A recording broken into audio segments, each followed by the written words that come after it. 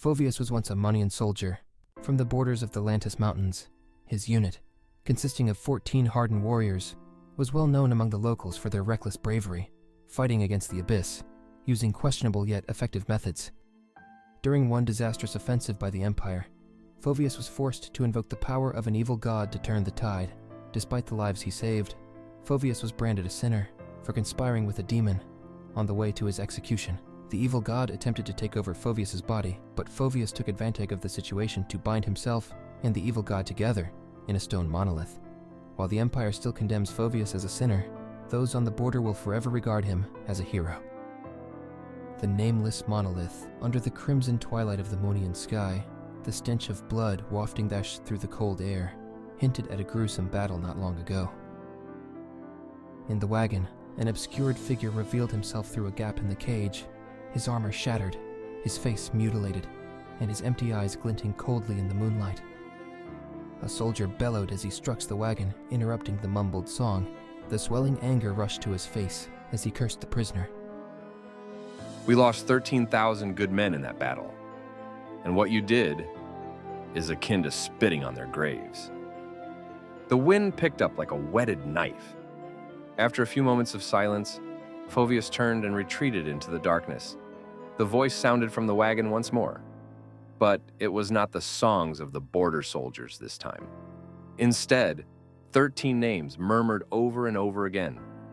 These seemingly ordinary names once brought joy and hope to the villages across the Lantis Mountains. They were the names of fathers, brothers, and sons who had protected the border for generations. But now, they were just names written with disdain on a piece of paper from the Monian Border Regiment. Your men will be remembered as sinners and traitors, just like you. At this moment, a stone monolith that was being transported in the same wagon to stir. Phoveus looked in disbelief as an eye slowly opened on the monolith. The same eye that led him to this fate. It fixed itself on Phoveus, reflecting the madness in his eyes. This encounter was no coincidence. Centuries ago, Phoveus's ancestors sealed an evil god atop a great pillar. The pillar eroded over the years until it eventually became a monolith on the border of the Monian Empire and the Abyss. After that fateful battle, the monolith was placed into the wagon for relocation. Phoveus knew everything about the demon, and the demon knew everything about him. Take my power again, and claim all that is rightfully yours. Phoveus remained silent, but failed to notice his hand subconsciously inching toward the whispering monolith. The 13 names echoed in the darkness once more, this time, accompanied by the sound of nails scratching on stone. He had called out these names countless times. They were etched onto his very soul, along with the trustful eyes, exhausted smiles, and worn-out faces that answered back. But all that was no more. The only thing that remained were the unmarked tombstones erected on the border they protected with blood and tears, and from which they could not find peace even in death. Phoveus was then reminded that names are only useful to the living.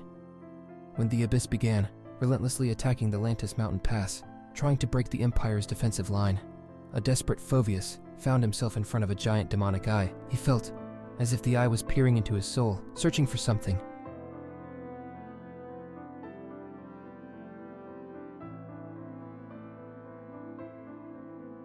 Ah, he desires power, overwhelming enough to stop this senseless massacre.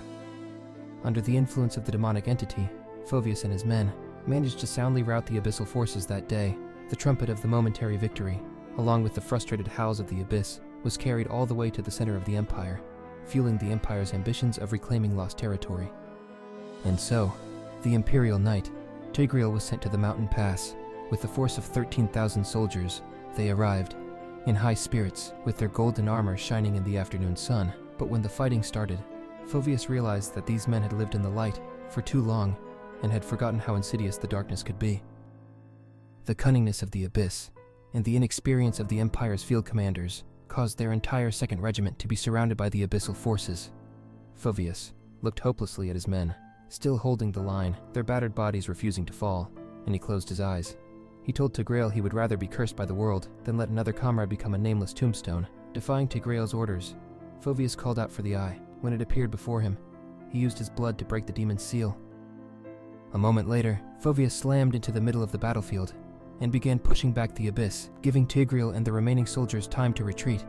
But in the eyes of the Empire, there was no greater sin than colluding with a demon. The lives of the soldiers he saved, in contrast, were of no consequence to his crime. Phoveus was branded a traitor and imprisoned for execution. Back in the wagon, the demonic power began twisting around Phoveus's arms like infernal chains. Spikes protruded from them and pierced deep into Phoveus's flesh. Finally, the evil god had patiently waited and plotted for this very moment, and now he was about to seize the flesh and blood of his ancient enemies. The wagon turned, revealing Phoveus's calm face under the moonlight. There was a determination in his eyes that a desperate man should not have. Phoveus suddenly grabbed the chains, and with the weight of his own soul, began pushing the demon back into the monolith. The more the demon struggled, the tighter the chains became. In the process, Phoveus's body and soul began fusing with the monolith, while its power flowed into him. We are alike in one respect. We have the patience of sages, concealing our true ambitions or this fateful day. Sadly, you will never have the chance to know the words engraved on the back of this monolith.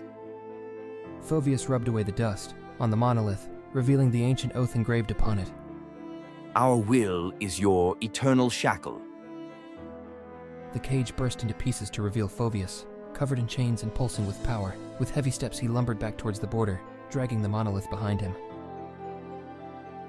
The monolith now imprisoned 2 souls, yet Phoveus had never felt more liberated, for he had finally obtained the power to save his people.